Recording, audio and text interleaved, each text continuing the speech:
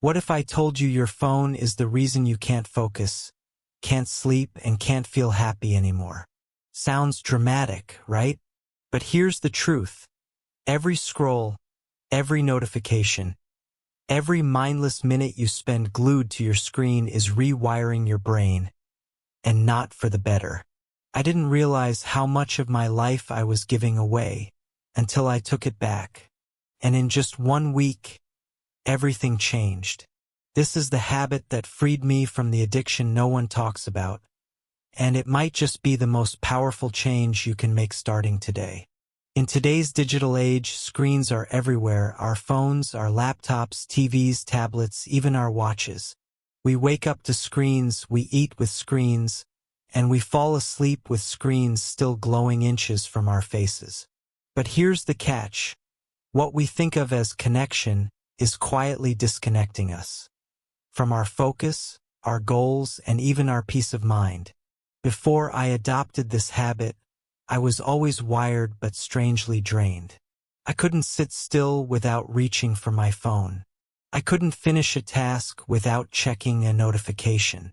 My brain felt like a browser with 30 tabs open, and none of them loading properly. Sound familiar? That's when I realized my attention was being stolen. And every time I handed over another hour to a screen, I was sacrificing something far more valuable: my clarity, my presence, and my purpose. This habit changed that, not by throwing away technology, but by reclaiming control over it. By the end of this chapter, you'll learn how to limit screen time without feeling deprived, so you can finally focus, breathe, and live again. Habit 1. Waking up at 5 a.m., the ultimate life reset. 1. The power of an early start. Let me take you back to the moment I first decided to wake up at 5 a.m. It wasn't some magical transformation. I didn't leap out of bed full of joy. In fact, I hated it at first. My alarm would blare in the darkness, and everything inside me screamed to hit snooze. But something in me had shifted. I had reached a point where the pain of staying the same had finally outweighed the pain of change. Waking up at 5 a.m. wasn't just about getting up early. It was about reclaiming control over my time, my mindset, and ultimately my life. I didn't realize it on that first cold morning, but I was about to tap into one of the most powerful habits known to high performers and successful people worldwide. This single habit created a ripple effect in every part of my life. My energy, focus, productivity, confidence, and discipline all improved. But why is waking up early so powerful? Let's break it down. 2. Why 5 a.m.? The psychology behind it. There's something almost sacred about the early hours of the morning. The world is still. The air is calm. There are no distractions, no notifications, no emails. It's just you and your thoughts. Waking up at 5 a.m. does something psychological. It gives you an edge. You're awake when most people are still sleeping. You're already winning while the world hasn't even started. That sense of momentum is powerful. It sets the tone for the rest of the day. From a psychological standpoint, starting your day early boosts confidence. You feel more disciplined, more in control, and more intentional. And that mindset carries into everything you do: your work, your relationships, your habits. Studies also show that early risers tend to be more proactive. They're better at setting goals, managing time, and sticking to routines. It's no coincidence that so many successful entrepreneurs, athletes, and thinkers are early birds. 3. The battle with the alarm clock. Let's be real, it's hard at first. When you've been waking up at 8, 9, or even later, 5 a.m. feels brutal. The first few days, your body will resist. Your mind will come up with every excuse to stay in bed. It's cold. I didn't sleep enough. I'll start tomorrow. This is where the discipline muscle gets built. The moment you override that voice and force yourself out of bed, you're already training your willpower. You're choosing growth over comfort. And here's the secret. It gets easier. Not overnight, but gradually. Your body adjusts. Your sleep cycle shifts. And eventually, 5 a.m. becomes your new normal. Not only that, it becomes something you actually look forward to. 4. The morning routine, what to do with that time. Waking up early is only powerful if you use that time intentionally. Otherwise, you're just tired and aimless. Here's how I structured my 5 a.m. routine to maximize its impact. A silence. 5 to 5:15 a.m. The first 15 minutes are just silence. No phone, no music, no noise, just sitting in stillness. This might sound strange, but it's grounding. Connects you to the present moment. You become aware of your breathing, your body, your thoughts. It's like hitting a mental reset button. B. Journaling. 5:15 to 5:30 a.m. I grab my notebook and write. Sometimes it's gratitude. Sometimes it's what I'm feeling. Other times it's goals or affirmations. Journaling helps clear mental clutter. It gives you clarity. It makes your intentions for the day concrete. C. Movement. 5:30 to 6 a.m. This is a short workout or a light run. Just 20 to 30 minutes to wake up the body. You don't need to crush a full gym session at 5 a.m. The goal is to activate your energy, to get your blood flowing. It's hard to feel lazy or depressed after even a little bit of physical movement. D. Learning. 6 to 6:30 a.m. I read, listen to a podcast, or watch an educational video. Something that feeds my mind. This is when you're most alert, so use it to grow. Imagine learning something new every single day before most people are even awake. That compounds fast. 5. The ripple effect on my day. Once I started waking up at 5 a.m. consistently, everything else began to fall into place. Improved focus. By the time the world started buzzing around 8 or 9 a.m., I had already completed more than most people would in half a day. This made me more focused and productive throughout the day. I wasn't chasing time, I was ahead of it. More energy. Ironically, waking up early gave me more energy, not less. The reason? My routine forced me to go to bed earlier, improve my sleep hygiene, and start the day with physical activity. All of that boosted my energy levels naturally. Mental clarity. Starting the day in silence and intention cleared out mental fog. I wasn't reacting to the day, I was creating it. That clarity helped me make better decisions, solve problems faster, and stay calm under pressure. Emotional control. When you start your day with control, it's easier to stay grounded.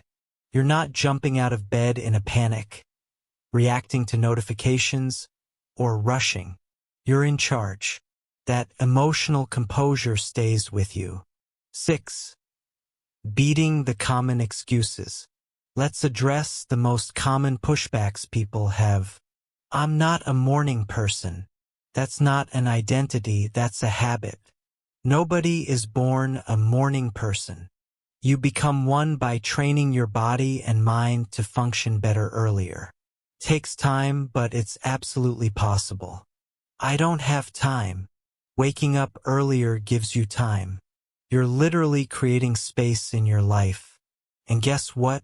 Those quiet hours are far more productive than scattered time later in the day. I go to bed late, then start going to bed earlier. Yes, this means sacrificing Netflix or social media scrolling. But ask yourself, what's more valuable? Late-night dopamine or an empowered life? 7. Building the 5 a.m. habit. A step-by-step guide. If you want to start waking up at 5 a.m., here's how to do it without burning out. Step 1. Adjust gradually. Don't go from waking at 9 a.m. to 5 a.m. overnight. Start by waking 30 minutes earlier each day. Your body will thank you. Step 2. Create a sleep routine. Wind down at the same time every night. No screens 30 to 60 minutes before bed. Dim the lights. Do something relaxing like reading or meditation.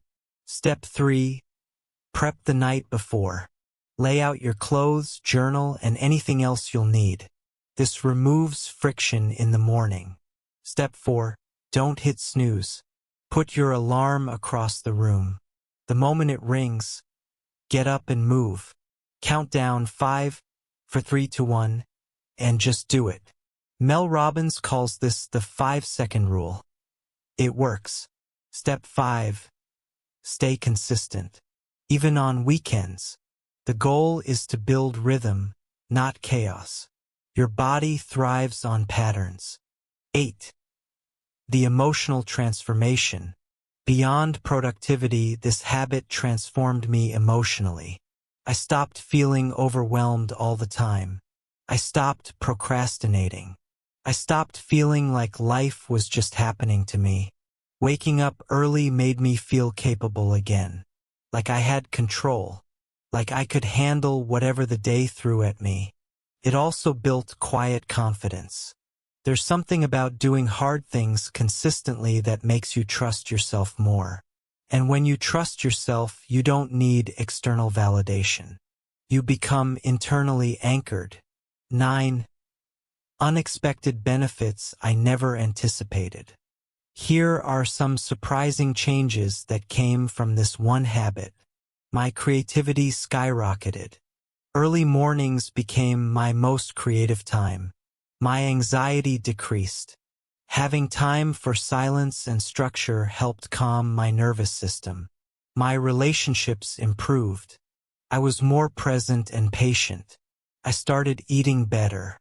Better mornings led to better choices all day. I became more grateful.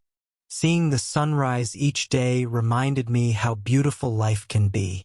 10. Final thoughts. The 5 a.m. challenge. Here's my challenge to you. Try waking up at 5 a.m. for 7 days. But don't just wake up. Use that time wisely. Build a routine that nourishes your body, mind, and soul. Even if it's uncomfortable at first, stay with it. The magic is on the other side of resistance. You don't have to be perfect. You just have to be consistent. Every early morning is a vote for the person you're becoming. And trust me, that version of you, they're worth waking up for. Habit 2. Daily cold showers, the ultimate mind-body reset. 1. Introduction. Why cold showers? Most people cringe at the thought of cold showers. The idea sounds uncomfortable, maybe even torturous.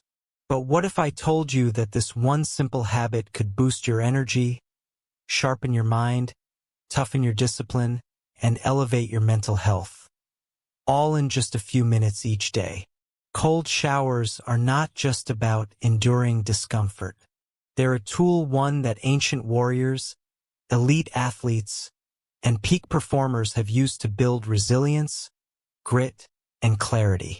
In a world that constantly pulls us toward comfort, cold showers push us in the opposite direction, toward strength. 2. The science behind cold exposure. Cold showers trigger a physiological response in the body. When cold water hits your skin, your blood vessels constrict, vasoconstriction, forcing blood to your core.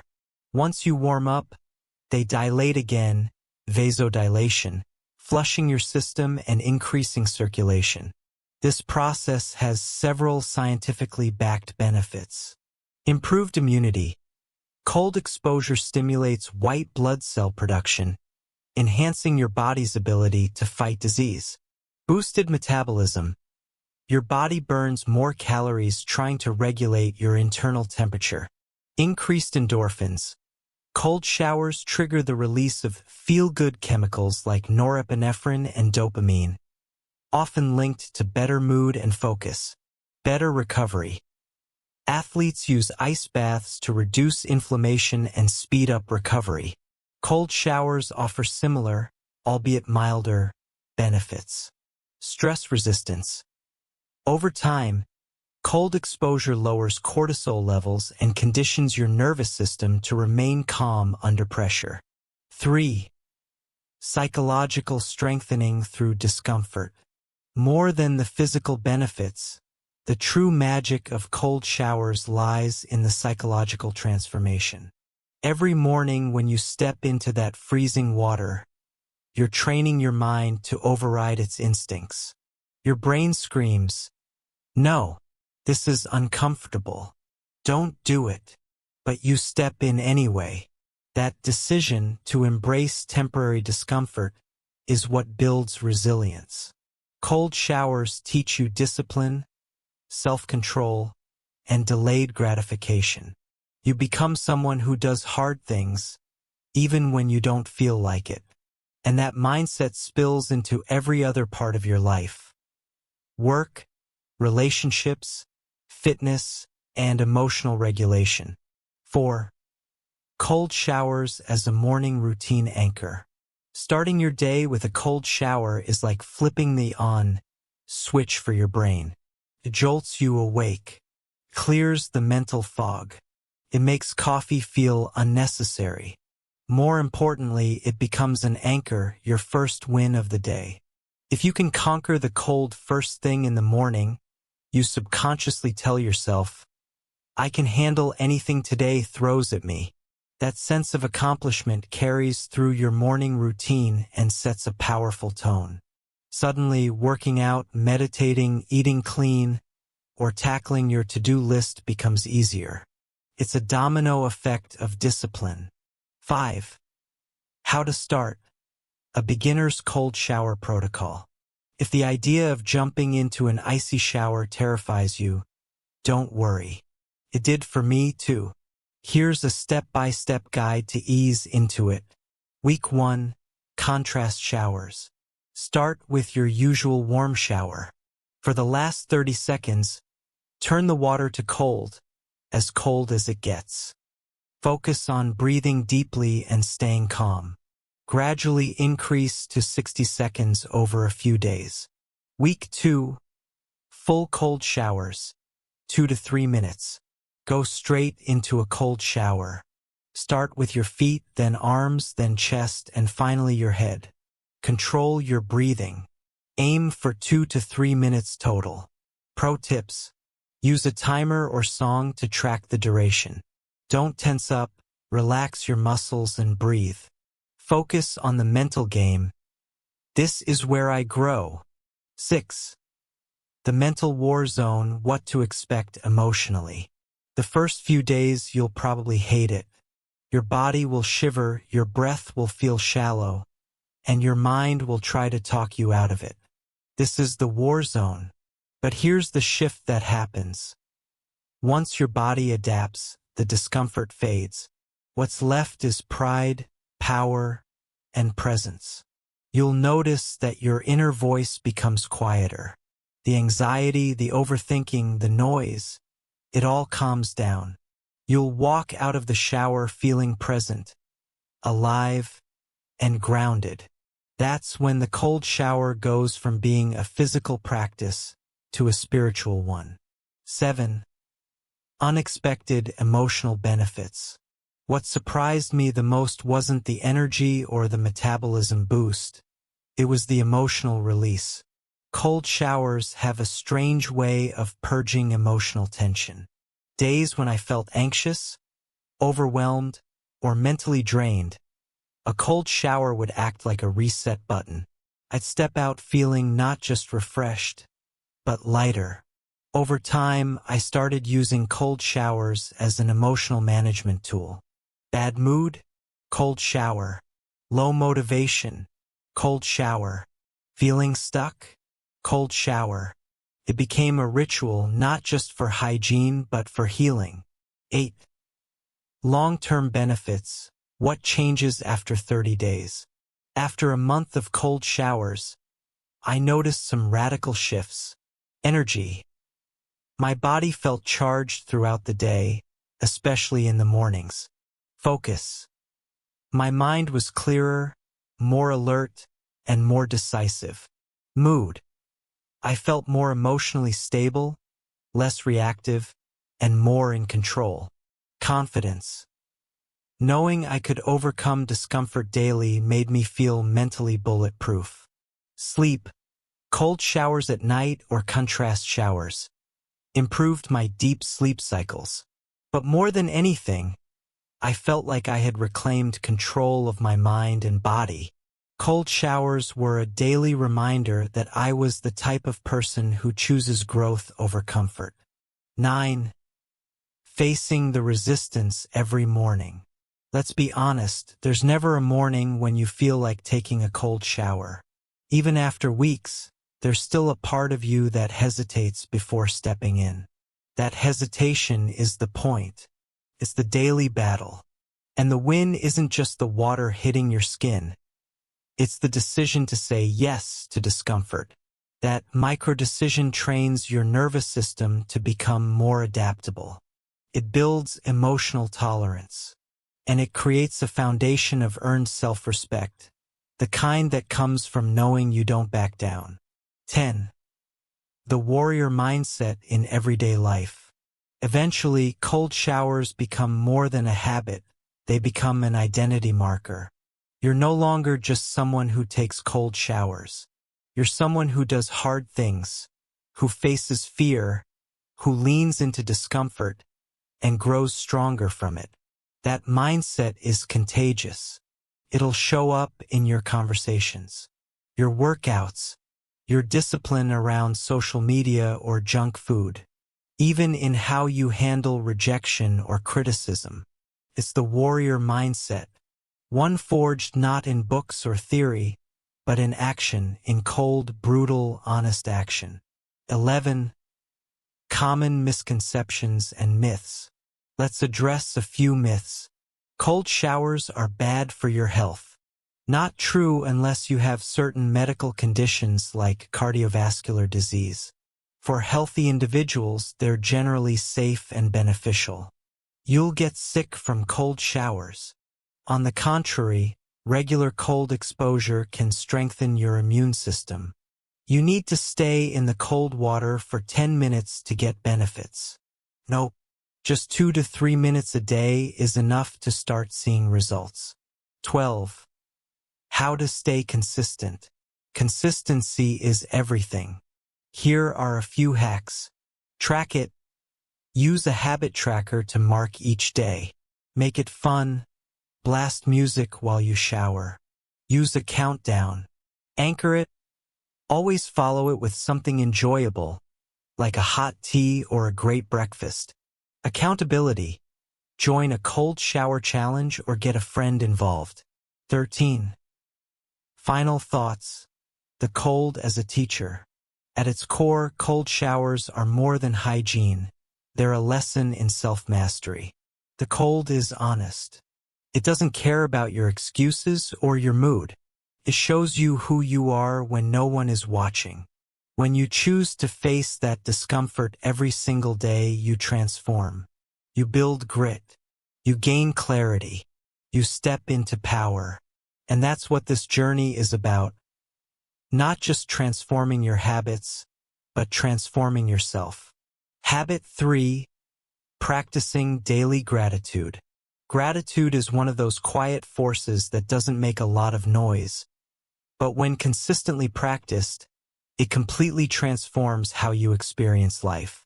In a world full of distractions, stress, and constant comparison, taking time to appreciate what you already have is a powerful way to reset your mind and reconnect with what truly matters. The science behind gratitude. Gratitude isn't just a feel-good concept, it's backed by science. Studies from positive psychology show that people who regularly practice gratitude are happier, sleep better, and even have lower levels of cortisol, the stress hormone. Brain imaging studies reveal that expressing gratitude activates the prefrontal cortex, the area responsible for decision-making, personality expression, and moderating social behavior. In other words, it literally rewires your brain to focus on positivity. Think of your mind as a garden. When you're constantly thinking about problems, worries, and what you don't have, it's like watering the weeds. Practicing gratitude is like watering the flowers. Over time, the weeds shrink and the flowers bloom. Why I chose gratitude. When I first started this 7-day transformation, I was skeptical. I thought gratitude journaling was just a fluffy idea people threw around online. But I wanted to approach this journey with an open mind. The goal wasn't just to optimize my life, but to also heal emotionally, mentally, and spiritually. I realized I was so focused on what I wanted, success, money, recognition, that I rarely stopped to acknowledge what I already had. My health, people who loved me, a functioning body, and the ability to wake up every day and try again. So I decided to commit to a daily gratitude practice for 7 days. How I practiced it. I kept it simple. Every morning, after I woke up at 5 a.m. and finished my cold shower, I sat down with a small journal and wrote down 3 things I was grateful for. They didn't have to be big or impressive. In fact, the smaller and more specific, the better. Here's what some of my entries looked like. Grateful for the warmth of my blanket on a cold morning. Grateful for the message from a friend checking in. Grateful for the ability to breathe deeply and feel calm. This took less than 5 minutes, but those 5 minutes became sacred. Over time, I noticed something. My default thoughts throughout the day became more positive. I stopped ruminating over what was missing, and instead started noticing what was already there. Unexpected benefits I experienced. Mood shift. I noticed I was less irritable during the day. Things that used to frustrate me, traffic, delays, tech issues, started to feel like small blips instead of major obstacles. I was mentally stronger and more grounded. Stronger relationships. When I practiced gratitude, I started to naturally express it more. I began texting people just to say, thank you, or complimenting someone more genuinely. That simple act improved my relationships overnight. People respond to appreciation like flowers to sunlight. More present moments. Gratitude anchors you to the present. Instead of obsessing over the past or worrying about the future, you learn to say, this moment is enough. And when you live moment by moment, life feels fuller and more meaningful. Greater self-compassion. I was often hard on myself, constantly striving, comparing, pushing. Gratitude helped me see how far I'd already come. It reminded me that I'm not broken or behind. I'm just human, and that's okay. Obstacles I faced. Like every habit, practicing gratitude came with resistance. Some days I didn't feel like writing anything down. I'd wake up in a bad mood, and the last thing I wanted was to fake positivity. But I learned something critical. Gratitude isn't about ignoring your problems. It's about balancing your perspective. On days when I felt down, I'd force myself to find just one thing to appreciate. Even if it was just, I'm grateful for this pen. That small shift would open the door for more gratitude to flow in. Another challenge was making it feel real. It's easy to list things mechanically, but the key is to feel them. I started taking a few seconds to visualize each one. If I wrote, I'm grateful for my morning coffee, I'd picture holding the mug, smelling it, tasting it. That made it real, and that's when the magic happened. The ripple effect. By day 3, I noticed the ripple effect gratitude was having in other areas of my life.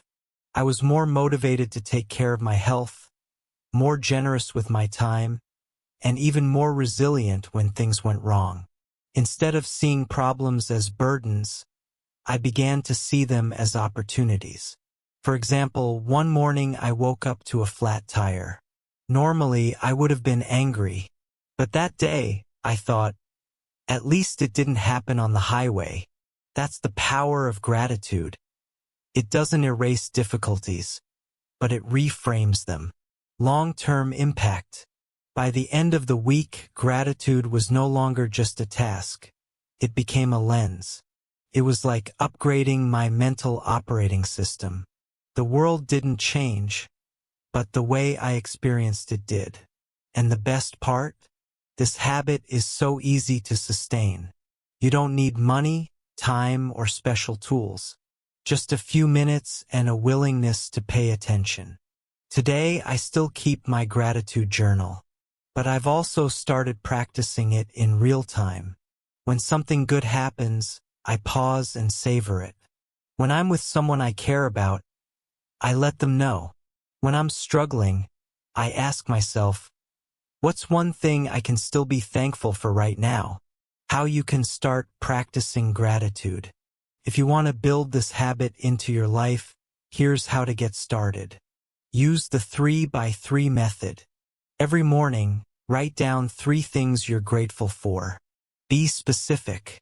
Avoid vague entries like my family or my job. Instead, write, grateful for the way my sister always texts me to check in. Feel it. Don't just list. Pause for a few seconds and let yourself feel that appreciation. Gratitude without feeling is like eating without tasting. Change the scenery. Sometimes writing feels stale. Mix it up. Say it out loud. Record a voice note, or text someone what you're thankful for. Gratitude walks. Go for a 10-minute walk and mentally list what you're thankful for. Nature and movement help activate deeper emotions. Evening reflections. Before bed, reflect on one good thing from your day. It closes the loop with positivity. Final thoughts. Gratitude is a superpower hidden in plain sight. It doesn't require a drastic life change. It only asks for attention and intention, and the payoff is massive. A calmer mind, stronger heart, and a life that feels full, even in its imperfections. This habit reminded me that happiness isn't in the future. It's in the now. And when you start seeing life through the lens of gratitude, you realize you've had more than enough all along. Habit 4. Digital detox. Reclaiming your time, focus, and sanity. We live in a world where we're more connected than ever before, yet we feel increasingly disconnected from ourselves, from our goals, and from each other. Screens dominate our attention, notifications fracture our focus, and endless scrolling leaves us feeling drained and unfulfilled. This is exactly why a digital detox became one of the most transformative habits I adopted during this 7-day journey. It wasn't just about taking a break from my phone. It was about taking back control of my time, my energy, and my mind. The problem? Life on autopilot. Before the detox, I didn't even realize how addicted I was. Every few minutes, I'd instinctively reach for my phone, during conversations, while eating, even in between tasks. I couldn't sit still without checking something: social media, emails, news, messages. I'd pick up my phone to check one thing and end up lost for 45 minutes. Sound familiar? This compulsive behavior wasn't just stealing my time. It was stealing my ability to think deeply, to be present, to work creatively, and to enjoy life without needing constant stimulation. And that's when I knew something had to change. The goal of the digital detox. This wasn't about hating technology. I love what tech allows us to do: connect, learn, share, create. But like any powerful tool, it needs boundaries. My goal was to reset my relationship with technology so that I could use it consciously, instead of being used by it. So, for 7 days, I committed to detoxing from all non-essential digital consumption. Here's what that looked like. No social media. No YouTube or entertainment platforms, unless it was learning related. No mindless scrolling. No phone in bed. No notifications. I turned off almost all of them. 1 hour of screen-free time in the morning and before bed. It sounds simple, but it was one of the hardest habits to implement. Day 1. The shock of silence. The first day hit hard. The silence felt uncomfortable. I kept reaching for my phone, only to realize I had nothing to check. I felt this weird anxiety, like I was missing out on something. But that discomfort revealed how deep the addiction went. What surprised me most wasn't boredom. It was the noise I suddenly noticed in my head. Without a screen to drown it out, my thoughts got loud. My mind was cluttered with unfinished to-dos, unresolved emotions, random memories, and constant worry. This detox wasn't just cutting off distraction. It was forcing me to confront myself. How I structured my detox. To make the most of this habit, I created a simple structure. Morning rule. No screens for the first hour after waking up. I used this time for journaling, reading, stretching, or just sitting in silence with my coffee. Blocked apps. I deleted or temporarily disabled apps like Instagram, TikTok, Reddit, and YouTube from my phone. Out of sight, out of mind. Notification audit. I turned off all non-essential notifications. No vibrations, no banners, no sounds, only calls and messages from key people were allowed through. Offline hours. I scheduled blocks of time each day to go completely offline. No phone, no laptop. Just me, my thoughts, and the real world. Digital curfew. No screens at least 1 hour before bed. This helped improve my sleep drastically. The transformation begins. By day 3, the fog started to lift. I wasn't feeling the same compulsion to check my phone anymore. My thoughts felt clearer. I could focus on one task for longer periods. I was no longer jumping between tabs and apps like a ping-pong ball. And something magical happened. I started enjoying the little things again. Reading a physical book became immersive. Cooking felt therapeutic instead of rushed. Conversations were deeper, more present. Nature walks became a source of inspiration.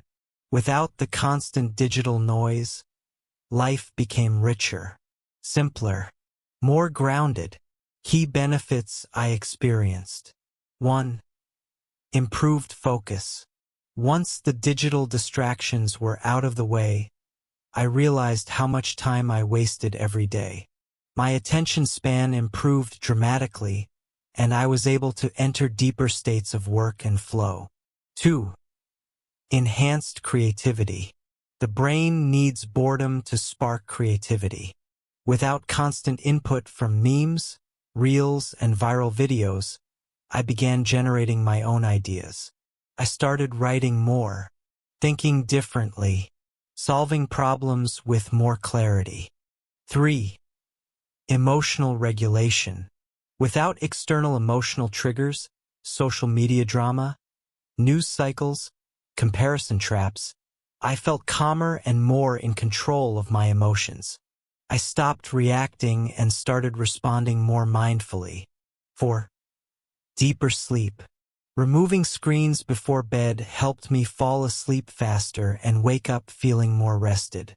No more doom scrolling in the dark. 5. Reconnection with reality. I began to appreciate simple moments. Sunlight through the window, conversations with loved ones, the taste of food. Presence became a gift I hadn't realized I was missing. Challenges and how I overcame them. Withdrawal symptoms. The first 2 days felt like withdrawal. I was restless, fidgety, even anxious. I used that discomfort as fuel to push forward, reminding myself why I was doing this. FOMO, fear of missing out.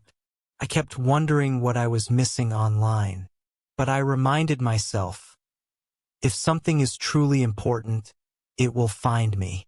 I learned to stop chasing constant updates and start trusting in the now. Habit substitution. To avoid falling back into old patterns, I replaced the digital impulses with healthier ones. Instead of scrolling, I'd pick up a book. Instead of watching a video, I'd go for a walk. How to start your own digital detox. If you're ready to try this for yourself, here's a simple plan. Audit your usage. Track how much time you spend on each app. Awareness is the first step toward change. Set clear boundaries. Create screen-free zones and times. For example, no phone at the dinner table or in the bedroom. Limit notifications. Turn off anything that doesn't require your immediate attention. Use tech to fight tech. Apps like Forest, Freedom, or Screen Time can help you stay disciplined. Replace, don't just remove. Fill the space with meaningful activities. Reading, exercising, meditating, journaling, or just being still. Involve others. Tell a friend or family member about your detox. Keeps you accountable and may even inspire them to join. Final thoughts. We were not designed to absorb infinite information 24/7. Our brains need space. Space to breathe, to rest, to create. Digital detoxing isn't about quitting the internet forever. It's about reclaiming your power to choose when and how you engage with it. This habit taught me that silence is not something to fear. It's something to seek. Because in that silence, you find yourself. And once you reconnect with your inner world, the external world starts to make a lot more sense.